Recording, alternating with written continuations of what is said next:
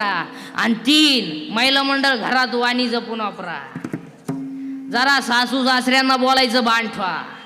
तू काय तुझ्या बापाची घरून टेम्पोवर भांडी घेऊन आली म्हणजे जागीरदारी घेऊन नाही आली. इको कमी करा बरं. तुझ्या बापानं दिलेलं काय टिकलं तेवढं तरी सांग. का पट्ट घरात घालताना वाढलं, दिवांचं फाळकट निघेलच होतं आणि स्वाप शेटवा केलंच होतं. काय होतं काय?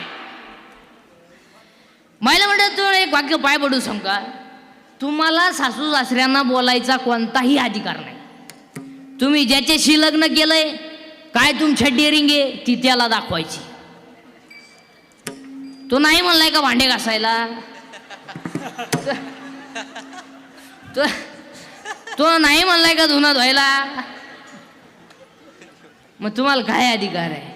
महिला मंडळ तुम्हाला काही अधिकार नाही. इकडे तरुण पोरं पुरुष मंडळी अंगातली ताकद जपून वापरा.